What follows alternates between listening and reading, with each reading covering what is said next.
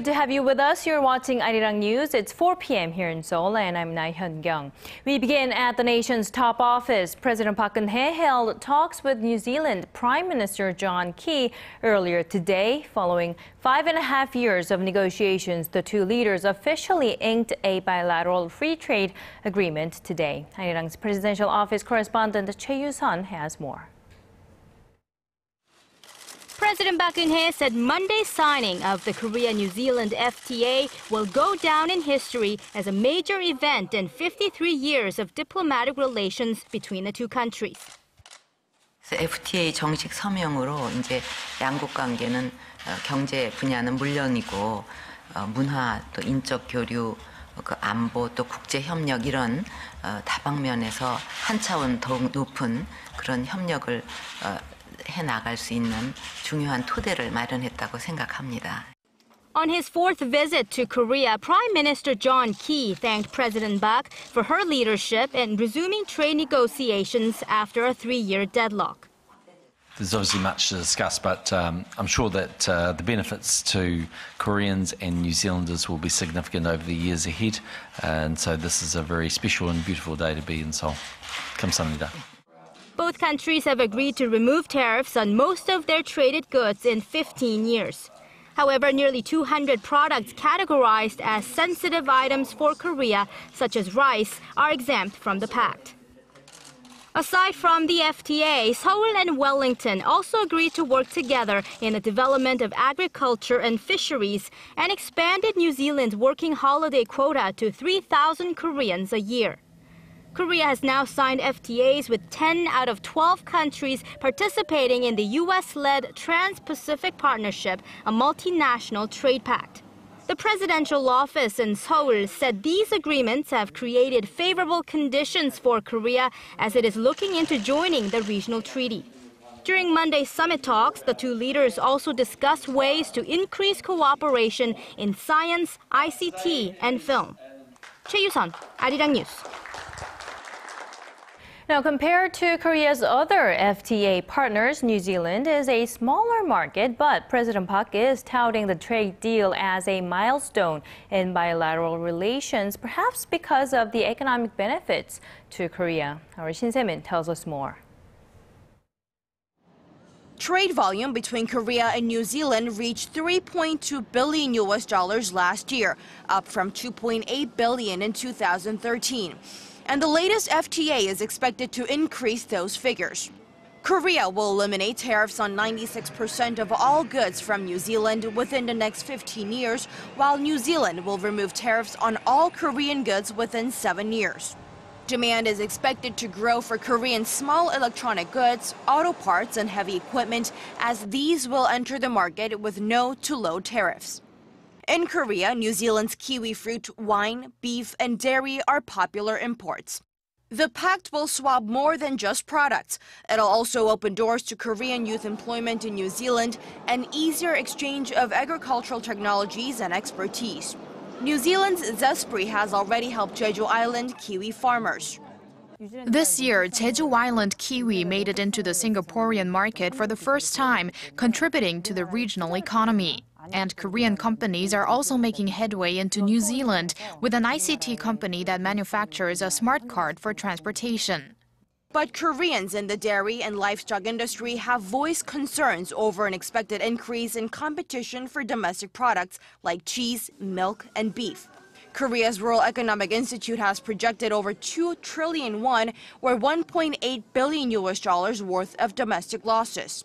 But some experts advise patience. This is part of improving our competitiveness in the long run by giving a wider selection to consumers. Lowering trade barriers is only one part of the FTA's benefits. Although New Zealand isn't a large exporting partner, experts say the FTA will generate mutual economic benefits. Shin Se-min, ARIRANG News. China is winning more support for the launch of the Asian Infrastructure Investment Bank that's designed to provide project loans to developing countries in the region. The IMF and the World Bank have pledged to cooperate with key allies of the U.S., including Korea, considering their participation. Song Ji-sun has the details. With some 30 countries on the roster as founding members, Beijing is garnering international support for its Asian Infrastructure Investment Bank, set to begin operations by the end of the year. World Bank President Kim said the two organizations are discussing how they can work together, while the leaders of the IMF and the Asian Development Bank said they would be happy to cooperate with the new regional lender. Beijing has previously indicated that the AIIB would seek to complement, not compete with, the existing international institutions. However, Washington has cautioned other countries against joining, citing concerns about transparency and Beijing's increased influence in the region. It recently proposed co-financing project with existing development banks, saying it welcomes new multilateral institutions that strengthen the international financial architecture. Meanwhile, Washington's key strategic allies in the region are considering joining the AIIB. Japan and Australia have shown interest but have yet to decide, and Korea is expected to announce its decision this week before the AIIB's deadline of March 31st. Seoul is reportedly seeking a share that's high enough to allow it to participate in decision-making. China has offered to fund up to 50% of the $50 billion fund. 송지선, 아리랑 뉴스. Bringing you the fresh updates from stories breaking in Korea and abroad. We give you a bigger and better picture of the world. Join Laah Hyun-kyung live from Seoul. Every weekday, only on ARIRANG.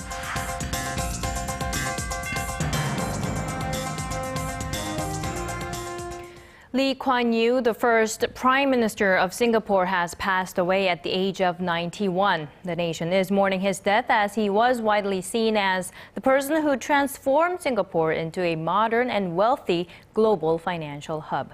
Here's ARIRANG's Kim Ji-yeon with more. Singapore's founding father and his first Prime Minister Kuan Yew passed away on Monday at the age of 91. His eldest son and incumbent Prime Minister Lee Hsien-loong declared a week-long period of national mourning after announcing the death, saying his father passed away peacefully at the Singapore General Hospital. Kuan Yew was admitted to hospital early last month for pneumonia and had been on life support ever since.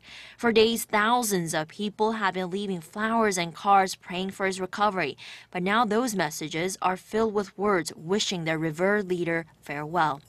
Lee, a Cambridge-educated lawyer, was one of the most influential figures in post-colonial Asia. He's credited with transforming Singapore from a British outpost to a global trading and financial hub in just a single generation. Singapore became one of the world's wealthiest nations during Lee's rule. Its GDP per capita stood at around $13,000 in 1990, soaring up from just $400 in 1959. Even after stepping down as Prime Minister, Lee was a towering figure behind Singapore's rise into an Asian economic tiger. Last year, the country's GDP recorded over $55,000, Asia's highest and the world's 8th highest. While he is praised for raising Singapore from rags to riches, Lee was criticized by some for his harsh handling of dissenting views to his authoritarian rule. Alongside his market-friendly policies, Lee held strict controls over the press, public protests, and his political opponents. Despite the criticism, a chorus of tributes followed from world leaders, including U.S. President Barack Obama, who hailed Lee as a true giant of history who we remember for generations. UN Secretary General Park Geun-hye said Lee was a legendary figure in Asia, respected for his strong leadership. Kim Ji-yeon, ARIRANG News.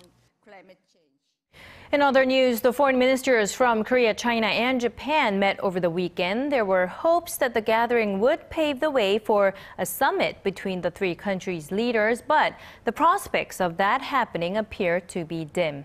ARIRANG's Foreign Affairs Ministry correspondent Hwang Sung-hee reports. Hope that Saturday's trilateral talks could lead to a summit quickly fizzled out when the Chinese foreign minister made some strong remarks against Japan for its distorted perception of history. Facing history squarely and advancing towards the future is the right attitude to handle historical issues.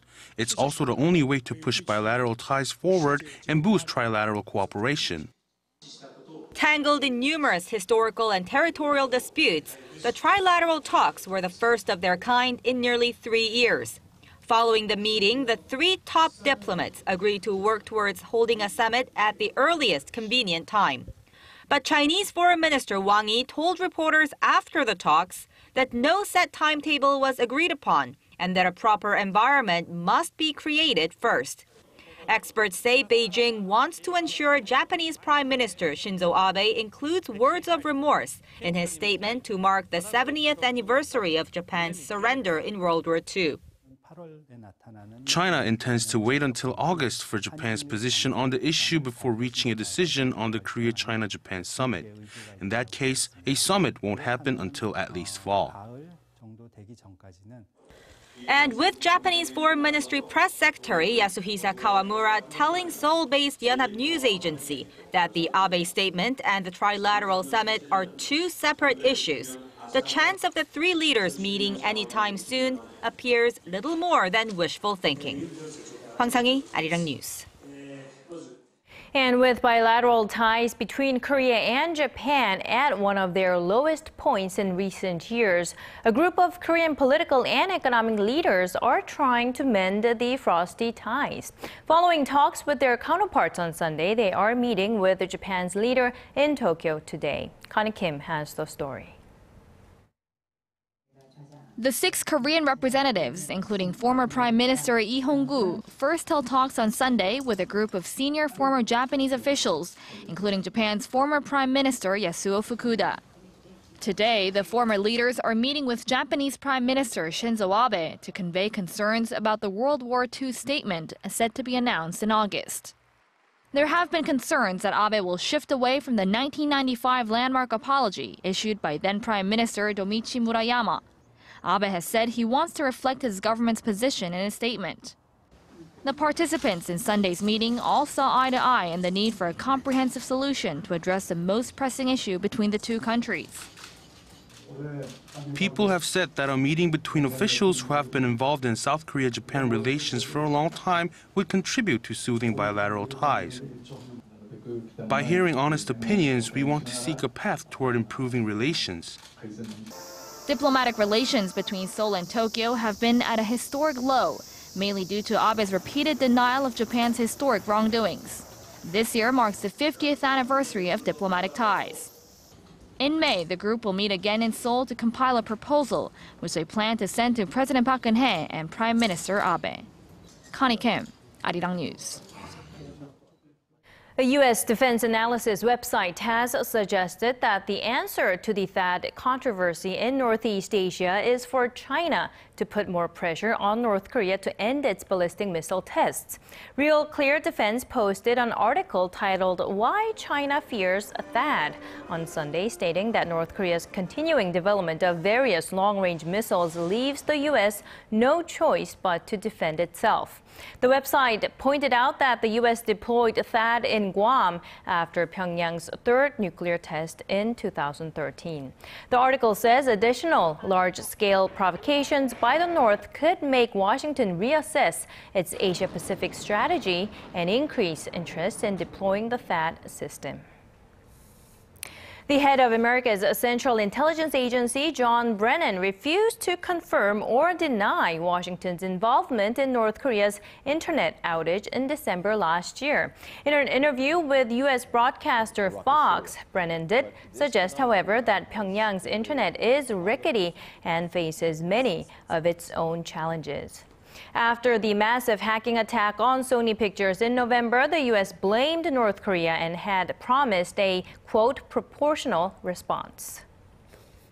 The South Korean activist group, which had planned an anti-North Korea leaflet launch this Thursday, has called off its plan. Park Sang-hak, the group's leader, told Seoul-based Yonhap News Agency on Monday that he will not fly the controversial leaflets at this time.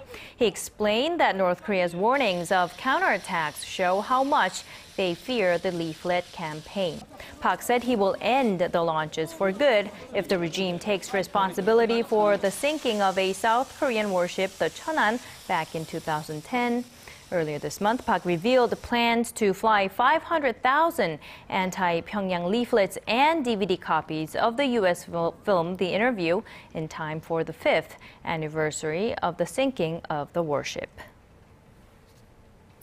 A fire broke out on North Korea's side of the heavily guarded demilitarized zone earlier this afternoon. The fire spread quickly through the barbed wire fence separating the two Koreas, moving to the South Korean side at around 1 p.m. Korea time. The South Korean military said 7 fire trucks and some 50 firefighters have been dispatched to the site. The Inter-Korean Transit Office, which is the commuting route for South Korean workers at the Kaesong Industrial Complex, has been temporarily closed since 2 p.m.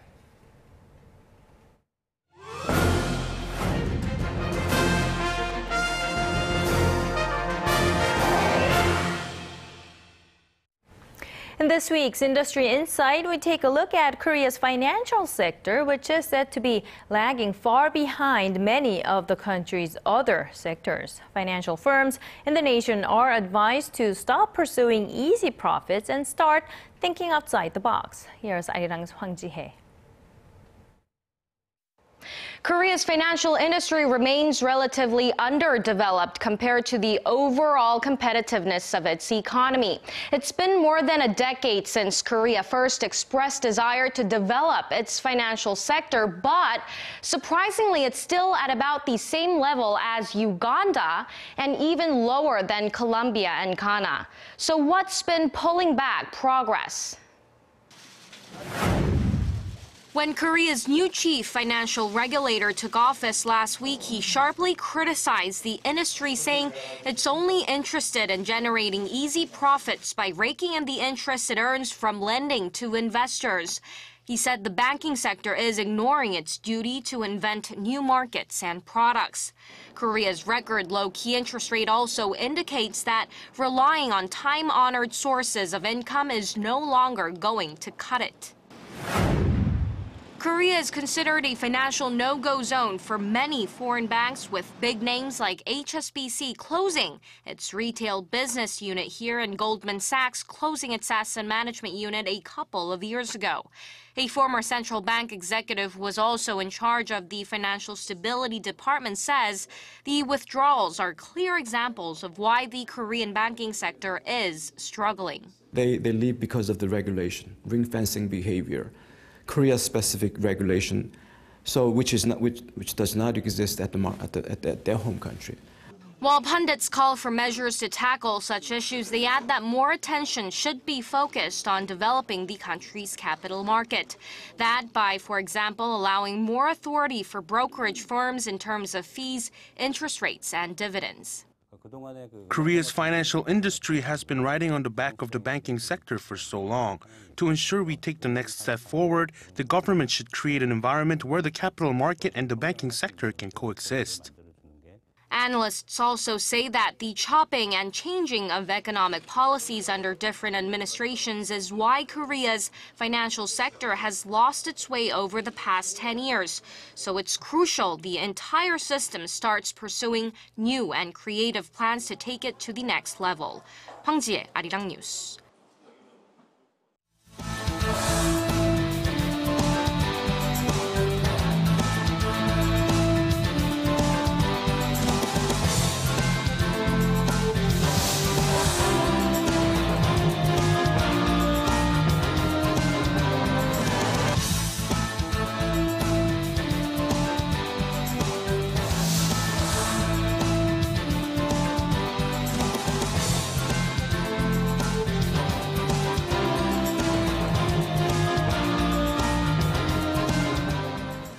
Korean lawmakers are once again calling for more stringent safety measures following a fire at a campsite in the western city of Incheon that killed 5 people.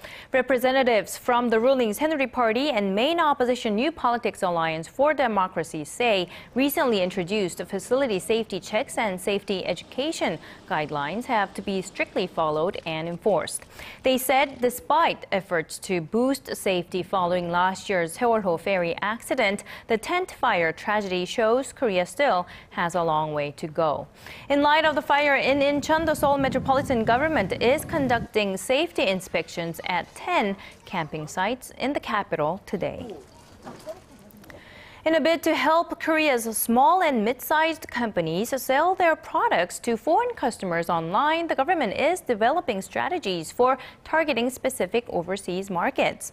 Online transactions will be simplified too after credit card companies scrap ActiveX, that's a mandatory authentication program, by the end of March. Kim Min-ji has more. Online shoppers in the U.S., China, Japan, Vietnam, and Indonesia are the targets in a new government strategy to increase foreign spending on Korean shopping websites.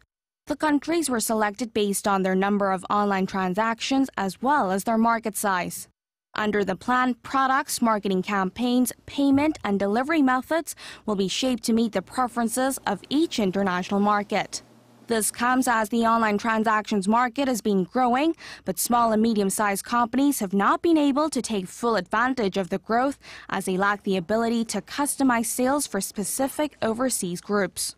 And in a long-awaited move that will make online shopping a lot easier overall, major local card companies will discontinue the ActiveX plugin starting this week. Until now, it's been a must-have for shoppers making a purchase of over 300,000 won, or roughly $270. ActiveX was initially implemented to enhance internet security, but was often criticized for being slow and having poor web compatibility, limiting access to online shopping. The change will make buying online much simpler and let online shoppers use internet browsers other than the current Internet Explorer, such as Chrome or Safari. Card companies will replace the ActiveX software with an exe file, which users will only have to download once regardless of the browser they use, or launch alternative payment programs. Kim Min-ji, ARIRANG News. The amount of excess cash held by Korean households hit a record high last year. The Bank of Korea says the figure stood at roughly $82 billion, up around $3.8 billion from 2013. Excess cash refers to the money that's left over after household spending, and this record figure is attributed to people spending less of their disposable income or saving for retirement in an unstable economic climate.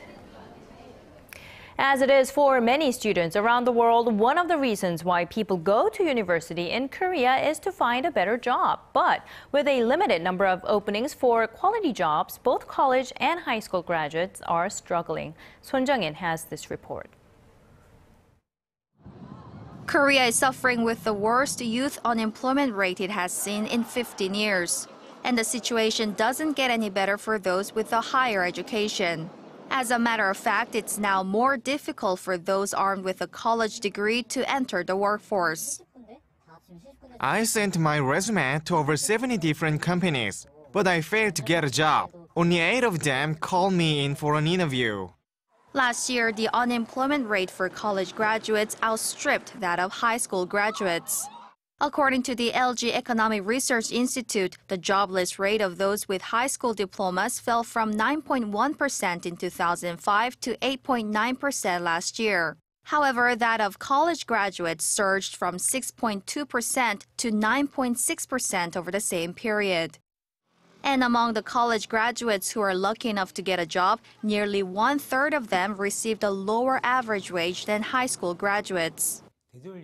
With an overflow of college graduates in workforce, more are opting to compromise by taking jobs that don't require a university degree. This trend is steadily degrading the quality of the labor market in Korea. It may seem like the situation for high school graduates has improved compared to college graduates. Still, the positions they end up getting are mostly low-skilled jobs in the service industry. So whichever way you look at it, Korea's young people are facing a job crunch regardless of their education level. Son Jung-in, ARIRANG News.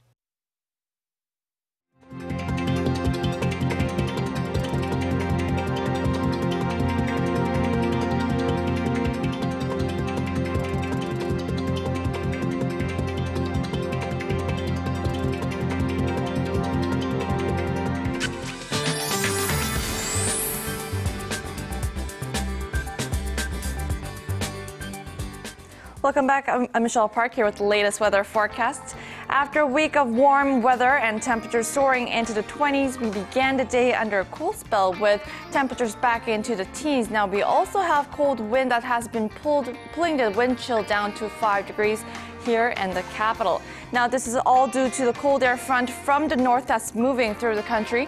Now the sky is expected to stay clear today and the air quality levels are expected to be decent as well. Now dry weather advisories and warnings have been issued for most parts of the country. Now the windy conditions make a fire a danger, so make sure to be extra careful. Now with that in mind, let's have a look at the readings for today. Seoul will peak up to 11 this afternoon, while Gwangju and Busan will top to 13 and 14 degrees respectively. Moving over to other regions, Jeju Island gets up to 12 degrees, Dokdo hits to 7, while Mount Keungang is chillier at -1 degrees. Well, that's all for now. I'm Shaw Park, and I hope you have a wonderful day. And that brings us to the end of our newscast. I'm Laah Hyun-kyung in Seoul. Thanks for watching. We'll be back with more updates at 6 p.m. Korea time.